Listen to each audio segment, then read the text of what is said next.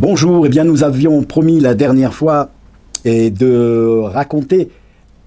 l'épisode turbulent, très turbulent, on le verra, mais extrêmement prometteur, de la rencontre entre les deux accents du judaïsme qui s'étaient séparés après l'époque des Géonim au début du Haut Moyen-Âge, l'accent Ashkénaze et l'accent séfarade, les deux grandes communautés qui vont se retrouver dans cette renaissance où nous sommes dans ces séries de cours à Cracovie, la ville dont nous avons parlé dans les cours précédents. Alors, nous sommes en 1501, certains disent 1505, c'est peut-être entre les deux, que un certain Joseph Jospa, en hébreu Yosef Yospa, qui fait partie de ces juifs qui ont été expulsés par la reine d'Espagne. Nous savons que un siècle ou même plus avant, le Zohar avait été retrouvé par certains grands kabbalistes d'Espagne, la famille des Shem Tov, et il y avait eu une polémique qui n'avait pas duré longtemps chez les maîtres séfarades sur l'authenticité du texte trouvé. Depuis que Rabbi Shimon Bar Yochai avait enseigné la Kabbale, le Zohar, dans l'Antiquité du temps des persécutions romaines, eh bien, l'enseignement s'était propagé de maître à élève. Évidemment, il n'y avait qu'une certaine élite de maîtres triés sur le volet qui avaient le droit d'être instruits par celui qui avait lui-même été instruit par un maître qui avait lui-même été instruit de manière secrète parce qu'il avait été trié sur le volet par sa sainteté, la puissance de son élévation spirituelle par son maître, etc., jusqu'à Rabbi Shimon Bar Yochai. Mais le texte lui-même écrit du Zohar n'était pas apparu au grand public jusqu'à cette époque-là. Lorsque les maîtres espagnols vont le voir, ils vont l'examiner avec les connaissances qu'ils ont reçues de leur maître, avec les fondements qu'ils connaissent de la Kabbalah, et ils vont l'authentifier. Il s'agit véritablement du texte écrit et enseigné par Rabbi Shimon Bar Yochai, à l'époque un petit peu après la destruction du temple, la génération après Rabbi Akiva et la révolte des révoltés de Bétar avec Bar Korba. C'est vrai que bien des historiens et chercheurs profanes et profanateurs, on peut le dire, veulent laisser une ombre sur le texte retrouvé par ces sages d'Espagne, mais il ne fait aucun doute que ce texte, il n'y a aucun doute et ombre de doute à partir donc de cette époque-là, que l'ensemble des sages du peuple juif reconnaissent que ce texte est vraiment le texte du Zohar enseigné par Rabbi Shimon Bar Yochai. Et revenons donc en 1501, c'est-à-dire sautons un peu de l'histoire et arrivons en 1501 ou 1504, où ce fameux personnage très mystérieux, un grand sadique, un très grand sadique, un homme d'une sainteté extraordinaire, ce Yosef Yospa, arrive d'Espagne et il s'installe à Cracovie. Il a 50 ans, c'est un personnage mystérieux parce qu'il est d'une élévation spirituelle incommensurable. Il est d'une sainteté fantastique, une sainteté qui rayonne de ce personnage, mais c'est un personnage qui est extrêmement réservé, qui n'a jamais enseigné, qui n'a jamais propagé quoi que ce soit de sa grandeur, et qui reste renfermé sur lui-même, qui ne s'est jamais marié, et il a tellement peur de faire quelque chose qui peut être qui pourrait entraîner une profanation quelconque de la loi juive, qu'il vit comme ça en ermite. Tout le monde le respecte, mais il est coupé du reste de la communauté. Il vit cloîtré dans ses pensées. Et On a bien l'impression, dans cette communauté de Cracovie, qui est très scintillante et très pétillante de toutes sortes de feux de l'âme juive, on a vu qu'il y a toutes sortes de métiers, c'est très, très actif dans cette ville de Cracovie, et il y a cet homme-là qui est l'ermite de Cracovie. On sait que c'est un saint, et on pense que ça durera toute la vie. Il ne parle à personne, il vit seul, il n'est pas marié, jusqu'à ce que quelque chose vienne bouleverser l'histoire de cette paisible et pétillante Cracovie. Et à cette époque-là, il y a un homme extrêmement riche qui répond au nom de Lévi. Et ce Lévi en question est tellement riche qu'il éblouit même la noblesse. C'est un homme très pratiquant, c'est un homme juif jusqu'au bout des ongles, mais qui va avoir des relations extraordinaires parce que c'est un homme de confiance, c'est un homme extrêmement intelligent, et les nobles l'invite à la cour, il donne des conseils aux nobles juifs, aux nobles chrétiens, et des conseils sur tous les plans, même sur le plan militaire. Il est un homme extrêmement avisé. Et quand il vieillit, cet homme va passer le flambeau à un fils qui s'appelle Yosef, et qu'il va marier avec la fille d'un très grand orfèvre de Cracovie, un certain Rabbi Avraham, qui était orfèvre à Cracovie et qui avait une fille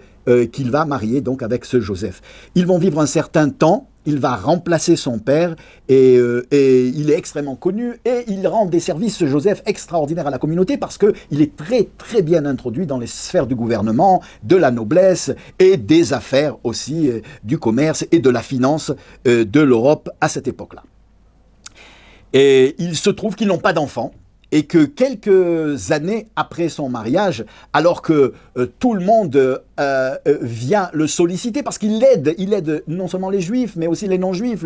il aide tout le monde, mais surtout évidemment la communauté juive, et la communauté juive lui doit vraiment bien des secours sur tous les plans, parce que dans cette époque où on sort du Moyen-Âge, on a vraiment besoin de soutien dans les sphères gouvernementales et de l'establishment chrétien, et lui les fournit, mais malheureusement, au cours d'un de ses voyages, parce qu'il voyageait très souvent et très loin pour ses affaires, et pour les affaires de la noblesse aussi qu'il dirigeait, il est attaqué, lui et son train et ses serviteurs, par une bande de brigands, et il est assassiné. Consternation pour la communauté de Cracovie, il n'a pas d'enfant et sa veuve doit pratiquer la Khalitsa parce qu'il a un frère qui devrait, d'après la loi du Lévira, épouser la veuve, mais déjà les sages, depuis de nombreux siècles, ont fixé que la loi du Lévira n'est pas appliquée, mais qu'on applique la loi de la Khalitsa à cette époque-là. La Khalitsa, à Cracovie, c'était toute une cérémonie où on invitait toute la communauté juive et on le faisait en grande pompe, et les Dayanim, les grands sages qui présidaient le tribunal rabbinique de Cracovie, affirmaient, s'écrier au public que celui qui veut épouser cette femme, qu'il l'épouse parce que c'est une grande mitzvah de réconforter cette pauvre veuve qui n'a pas d'enfant. Personne n'a répondu à l'appel, mais il se trouve que quelques semaines après, eh bien, ce Yosef Yosba, ce personnage mythique, ce personnage secret, ce saint, ce grand sadique, ermite, arrive au Beth Din et devant le tribunal rabbinique réuni, propose que si la veuve accepte, il veut bien la prendre pour épouse. Alors on va faire venir la veuve, elle arrive en pleurs. Et alors on lui demande quelle est la raison de ces pleurs, et elle dit je n'ose pas le dire, ça fait très longtemps que j'ai un secret qui me déchire et je veux en parler au tribunal rabbinique, mais je ne peux pas parce que c'est quelque chose de personnel. Alors le tribunal va lui permettre de révéler son secret, et elle dira que depuis quelque temps, elle voit régulièrement son père arriver en rêve, son père qui est décédé il y a de nombreuses années, qui était lui aussi un grand sadique, lui arrivait en rêve et lui annonçait au début « Mazal Tov, tu dois te marier avec un certain grand sadique qui est venu à Cracovie il y a quelques 30 ans de ça. Il s'appelle Yosef Yospa, donc s'il était venu à l'âge de 50 ans, 30 ans après, il a certainement autour de 80 ans. Et il lui dit « Mazal Tov, de te marier avec cet ermite, ce personnage un peu mythique que tout le monde respecte à Cracovie, mais dont on ne sait pas le secret. Et puis, le rêve va revenir et de plus en plus insistant. Et il y a quelque temps, elle a revu son père en rêve qui était devenu extrêmement sérieux et qui l'avait sermonné en disant que si elle n'acceptait pas d'épouser cet homme-là, eh bien, elle finirait de manière très malheureuse. Et il l'a supplié avec gravité d'aller au Beth Din et de proposer qu'on fasse un chidour avec une rencontre en vue de mariage avec Yosef Yospa, le saint, le tzaddik, le juste Yosef Yospa. C'est ce que elle avait l'intention de dire au Beth Din, et maintenant que le Beth Din l'appelle, le tribunal rabbinique l'a convoqué, eh bien, voilà quel était son secret. Le tribunal rabbinique va lui dire que justement, on l'a convoqué parce que le Rav Yosef Yospa l'a demandé en mariage. Ils vont se marier et ils vont avoir un enfant. Cet enfant, ils vont l'appeler Eliaou. À l'âge de 2 ans, cet enfant est déjà une lumière. Son père va commencer à lui enseigner la Torah. À l'âge de 7 ans, il va le prendre et pratiquement l'enfermer, enfin du moins toute la journée. Il n'étudiera qu'avec son père ou tout seul. Il lui interdira de parler à quiconque de quoi que ce soit et même de Torah. Il ne devra recevoir la Torah que de lui et d'un autre personnage qu'on ne découvrira que plus tard, parce qu'à l'âge de 13 ans, un petit peu avant sa bar mitzvah, le Rav Yosef Yospa, donc, qui a quelques 93 ans, va dire à sa femme que le bon Dieu a décidé de mettre fin à ses jours, mais qu'elle doit savoir que son fils est un très grand saint et que lorsqu'il fera sa bar mitzvah, quelque temps après, il demandera de la quitter et de quitter Cracovie, qu'elle l'accepte, qu'elle le bénisse et qu'elle ne demande pas plus de questions. Il lui avouera que pendant toutes ces 13 années, eh bien, il y avait le prophète Eliyahu Hanavi qui était venu enseigner tous les jours à son fils et que son fils était une âme très spéciale qui était descendue dans le monde pour préparer le monde à la venue de Mashiach par l'explication qu'il donnerait et la façon dont il tirerait du Zohar, du fameux livre, le Zohar, le livre de Rabbi Shimon Bar Yochai, le livre étalon de la Kabbale, l'enseignement qu'il tirerait pour que les Juifs l'utilisent dans la vie de tous les jours et qui préparerait le terroir spirituel qui permettrait de déboucher vers la venue de Mashiach. Quelque temps après sa bar mitzvah, déjà le jour de l'enterrement de son père, parce que effectivement quelque temps après il fermera les yeux, le fils va éblouir la communauté parce que pour la première fois il va parler, il dira des Mishnayot avec des explications qui feront comprendre qu'il s'agit d'une lumière phénoménale. Et quelque temps après sa bar mitzvah, il demandera à sa mère de quitter Cracovie. Elle acceptera puisqu'elle avait reçu l'ordre de son mari et elle le laisse partir. On ne sait pas où est allé ce petit Eliaou, mais on le retrouvera bien des années après en tant que Rabbi Eliaou Baal Shem de Worms, lorsque dans la ville de Worms, il va enseigner le Zohar, il va enseigner l'exégèse particulière du Zohar, où il va former de très grands saints à la vie juive selon les enseignements du Zohar, et où il va révolutionner le monde par ses enseignements, mais surtout éblouir autour de lui, parce que sans arrêt, il fait des miracles, et notamment, c'est un très très grand médecin, mais pas par la médecine. Il soigne en quelques minutes les gens de très graves maladies, uniquement en leur dictant un comportement spirituel basé sur le Zohar, qui les élève à des degrés d'élévation spirituelle qu'ils n'avaient peut-être pas rêvé un jour atteindre, et que par cette élévation spirituelle, ils trouvent la guérison physique à leur maladie. Alors, ça fait comme une traînée de poudre dans le monde juif, et des milliers de gens accourent pour recevoir une bénédiction, pour recevoir un réconfort, pour recevoir un enseignement, pour être élevé spirituellement, mais surtout pour être guéri et profiter des miracles dans tous les domaines de la vie que offre ce personnage-là. Et ça va faire problème parce que à cette époque-là, il y a un certain Pinchas Zelig qui, lui, ne vit pas à Worms, mais à une ville pas loin. Rappelez-vous, sur les rives du Rhin, les trois grandes villes de Chum, Worms, Spire et Mayence, et bien à Spire, Speyer en hébreu, il y a là-bas un très grand tzaddik qui s'appelle Pinchas Zelig et qui est, lui, issu d'une école de grands chachamim, de grands maîtres de l'Allemagne, qui sont farouchement opposés au départ au Zohar, mais lorsque le Zohar fera l'unanimité dans le peuple juif, ils s'opposeront à ce qu'on enseigne le Zohar et à ce que, surtout, on le pratique. Si au début, ces maîtres, c'est vrai, s'étaient opposés au texte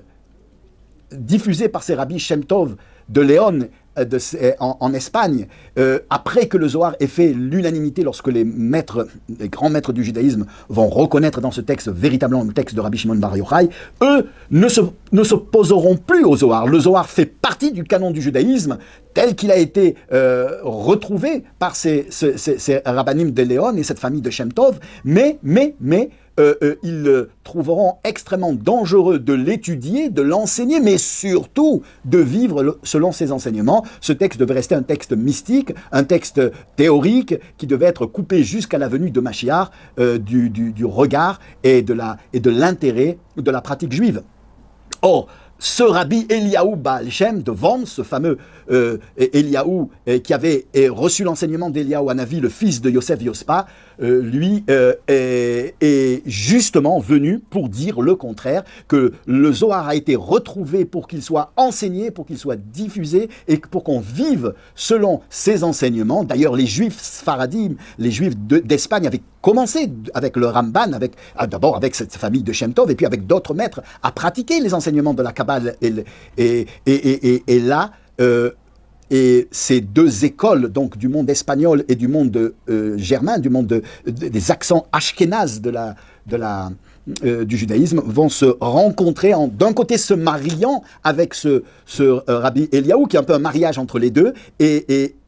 qui annonce que par ces enseignements, on sortira de la galoute et on amènera le Mashiach, et qu'il faut cette chose-là pour que le monde soit prêt. C'est l'amorce de la dernière ligne droite avant la venue de Mashiach. Elle est nécessaire, elle est obligatoire. Et puis, le judaïsme ancestral allemand qui s'y oppose farouchement et par l'intermédiaire de ce Pinchas Zelig, qui est un tzaddik lui aussi, le tzaddik de Spire, et puis son fils Zundel par la suite. Quel va être l'enjeu de la bataille, quel va être le sort de la bataille et comment va se terminer finalement ce qui est extrêmement important dans l'histoire du peuple juif, puisque c'est des souterrains moyenâgeux que va jaillir cette lumière du Zohar qui provient de l'Antiquité et qui va éclairer le monde pour lui permettre d'amorcer la venue de Mashiach, et d'un autre côté l'opposition farouche de ses maîtres. Quel va être le sort du judaïsme à la suite et